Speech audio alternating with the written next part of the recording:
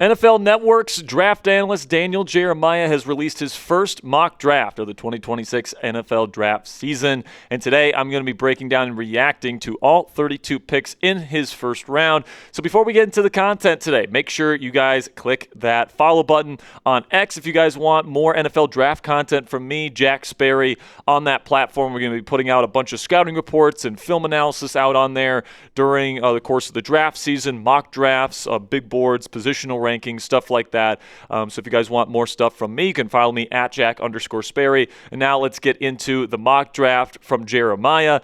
And, of course, Fernando Mendoza, the quarterback out of Indiana, last year's Heisman Trophy winner, is going at number 1 to Las Vegas Raiders. Maybe it's a little bit of a hot take, but personally I think the Raiders should try and trade down. I think Mendoza is a legitimate round 1 prospect, but I don't think he's a slam dunk number 1 pick type of guy where you're going to say no to multiple firsts, multiple seconds, and the King's ransom that you could get by potentially trading down. That's a Raiders team that has a long way to go before they're ready to win, and I'm not sure if the position Mendoza is going to be being placed in there in Las Vegas is going to be conducive to early career success. Mendoza is a great kid. I'm sure he'll figure it out eventually, but I'm not exactly expecting Mendoza to light up the world in year 1 there with a bad O-line, not the best run game, a defense that's probably going to lose Max Crosby and has no other high-end talent. Mendoza certainly is going to have quite a bit to overcome in the early years of his career. That is if the Raiders stay put and take him, but it does seem pretty apparent at this point that the Raiders need a franchise quarterback of the future to drive ticket sales, jersey sales, all that different stuff, and there's nothing that drives revenue like drafting a new franchise quarterback number 1, so I do assume he will be the number 1 overall pick. But then at number 2, Jeremiyah has Arvell Reese, the edge rusher out of Ohio State, going to the Jets, and Reese is a super, super dynamic defensive talent. Some people believe that he could be the second coming of Micah Parsons, where you move him around the formation. You can use him as off-ball linebacker, where he played a lot at Ohio State. You can use him at edge, like Micah Parsons has been used predominantly over the last several years.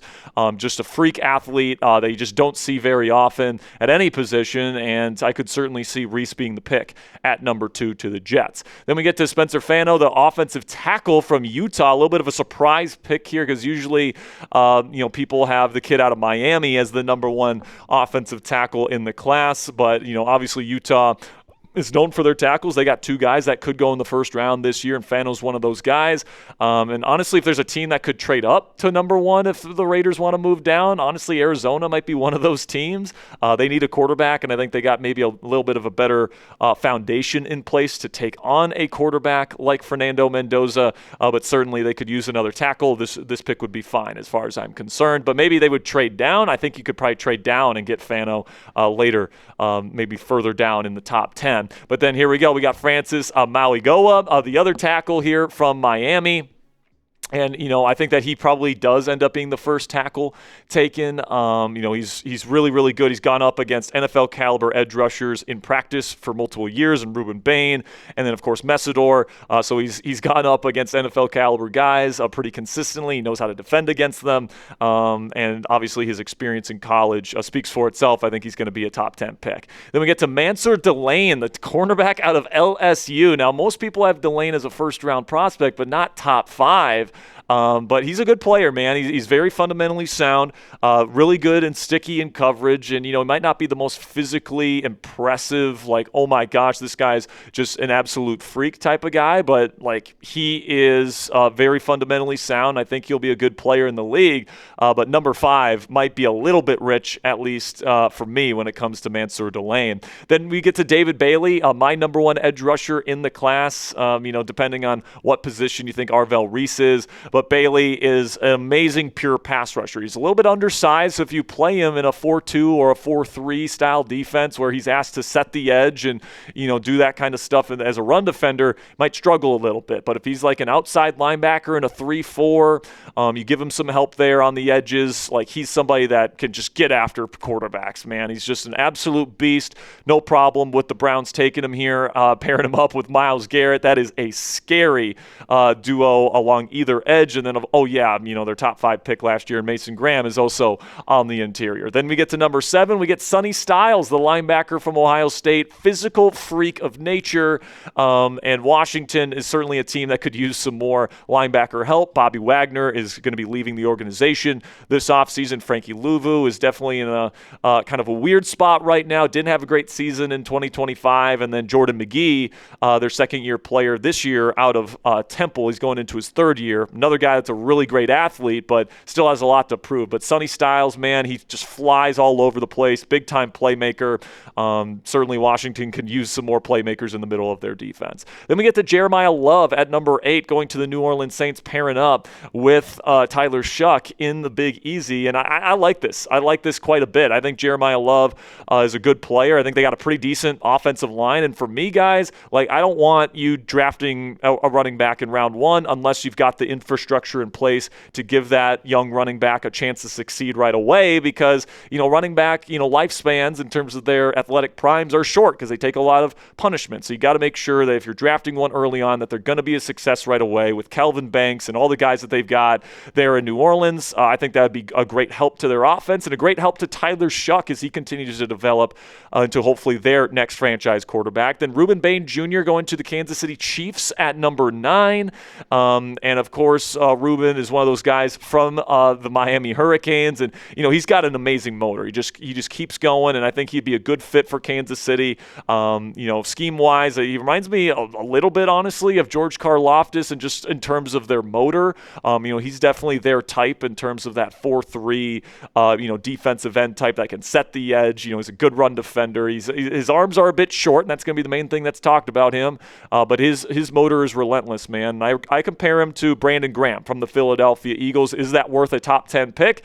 I guess you guys can answer that question for yourselves, but I think Rueben Bain Jr. is a damn good football player. Number 10, we got Jermod McCoy, cornerback out of Tennessee. And McCoy, just based on the pure film, especially looking back to 2024, where McCoy had an injury that kept him out for the entirety of the 2025 season. But in 2024, if he would have came out last year, his tape was as good as anybody in last year's class. This guy has a chance to be a really special corner in this league, and God knows Cincinnati needs help at corner and just on defense in general. They just need to bring in the best possible defensive player that they can get, and McCoy at this point could be the highest upside player that they could take. Then at number 11, Caleb Downs, the safety from Ohio State, going to play in Miami.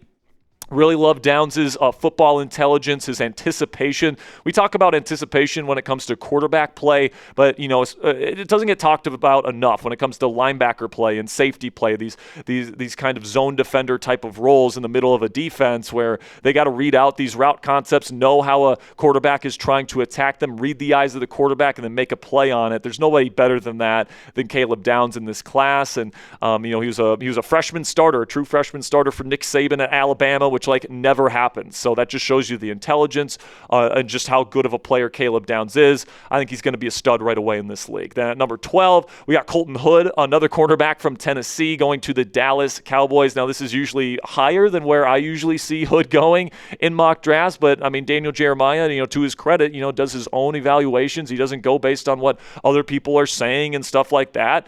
I'm sure some Cowboys fans might be like, why are we, drafting Colton Hood at number 12 when maybe we could get him, in round 2 based on, some of the discourse that's out there. But, this is certainly something here where he fits their type. And I think that it would be a pretty decent fit in terms of player and scheme that they run there in Dallas with Christian Parker slated to be their defensive coordinator there in the Big D. So who's the number 1 player in the NFL draft this year? Let me know your pick down there in the comments section. Who's the best player in this year's draft class? Give me your pick down there in the comments for today's pin question. Just a second here, I'm going to tell you about our sponsor today at Prize Picks. While I tell you about our sponsor today, let me know who's at the top of your big board right now. Now let's have a word from our sponsor today at Prize Picks. And the big game in Santa Clara between the Seahawks and Patriots is almost here. There's no better way to cash in during America's biggest sporting event than with Prize Picks, where it always feels good to be right. And since the big game is right around the corner, that also means it's your last chance to get into the football action before the season ends.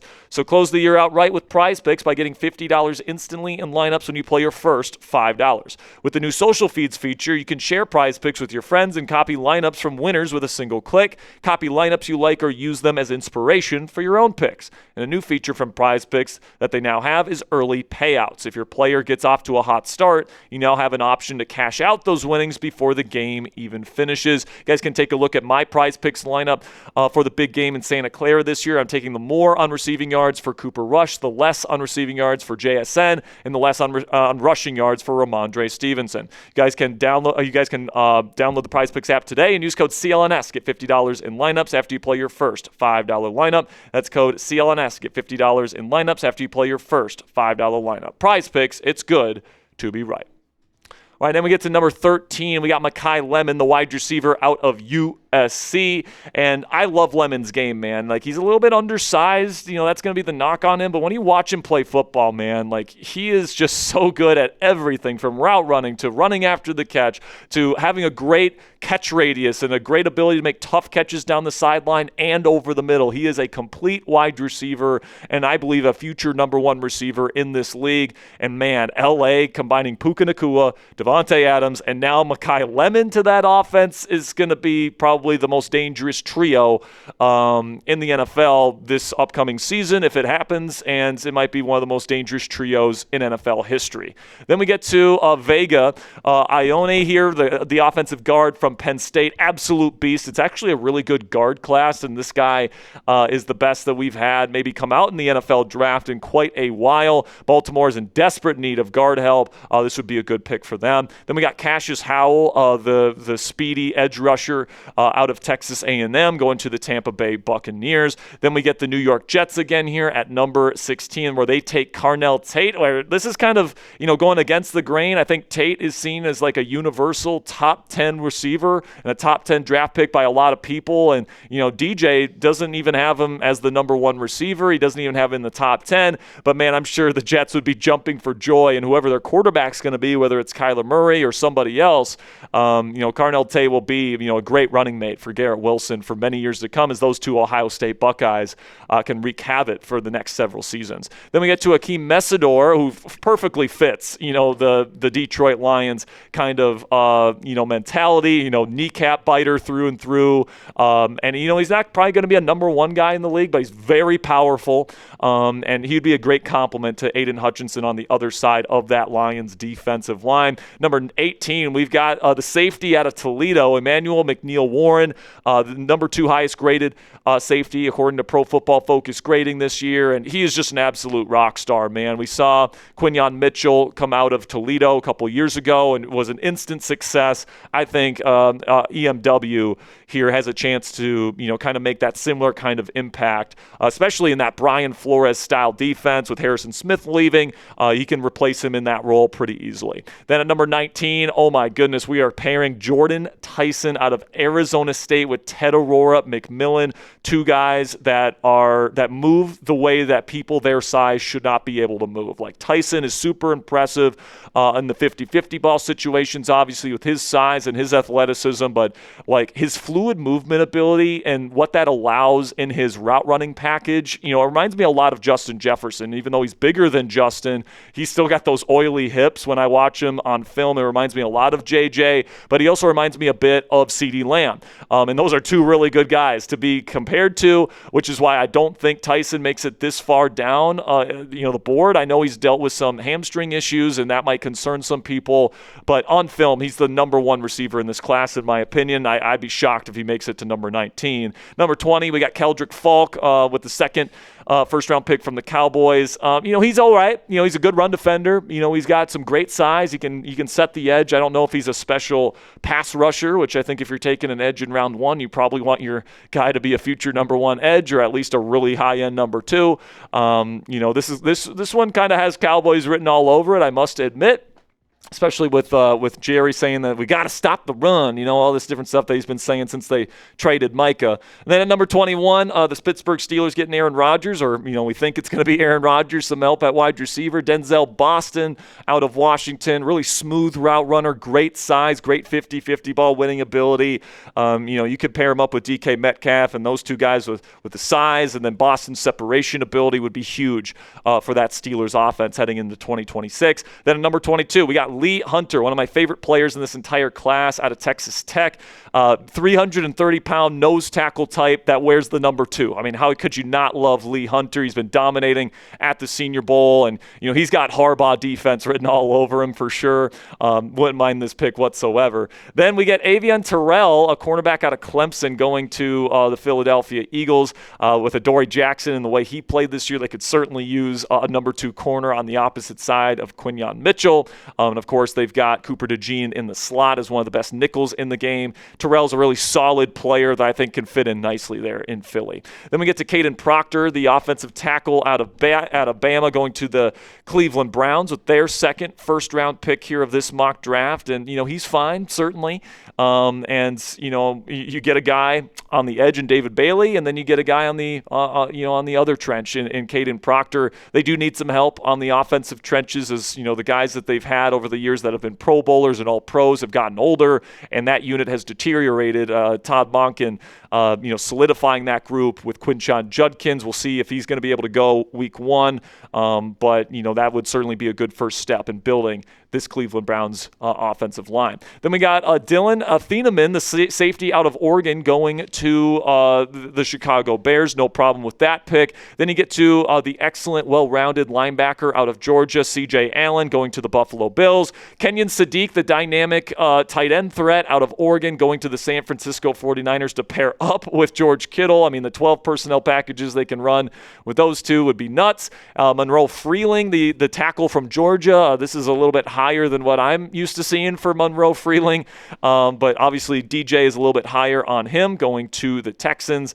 And then you get Blake Miller, another tackle out of Clemson, going to the Los Angeles Rams. Peter Woods, the defensive tackle out of Clemson that did not have a particularly great season this year, but has relatively high upside with his physical traits, going to Denver. A good place to develop, if you ask me. Then you get Caleb Lomu, another offensive tackle, and this is the other tackle from Utah that I was talking about, going to the Pats. And then Brandon Siss, the cornerback out of South Carolina, rounding out Daniel Jeremiah's first mock draft of the 2026 draft season. And what's kind of interesting here about this mock, guys, is that Ty Simpson is not on this mock draft. Now, I think that there's definitely varying opinions on Ty Simpson because he didn't, finish his season out particularly great. But that middle third of the season where he was, beating Georgia and he was just killing teams and he was ripping the ball over the middle of the field. And I think that Simpson's going to be one of these guys that a McVay or Shanahan team that needs a quarterback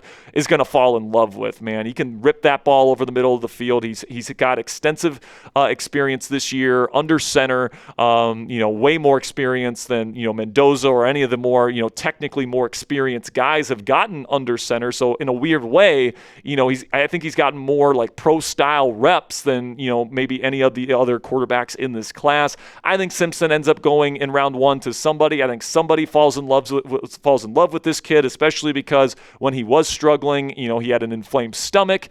He was dealing with some burris in his throwing elbow, and apparently he's got a back issue. Now, certainly the medicals is going to be something that determines how high Ty Simpson can go, because if, he starts failing some of these physical, kind of evaluations towards the combine and at his pro day and all these different things, he might go a little bit lower. But in terms of the film, I mean, he's got more high quality NFL caliber throws from under center than any other quarterback in this class. So I think at the end of the day, he goes round 1. But predict it for me down there in the comment section. How many QBs get drafted in round 1 this year? Is it just going to be one with Fernando Mendoza like DJ projects? Or do you think there will be multiple, 2 or maybe even 3 if somebody else can sneak in there? Who do you think will get drafted in round 1 this year? Let me know what you guys think, and that'll be it for today's edition of the show. Thank you guys so much for joining me here today. Make sure you click that subscribe button for more NFL draft and just NFL general content here from us here at Chat Sports every single day.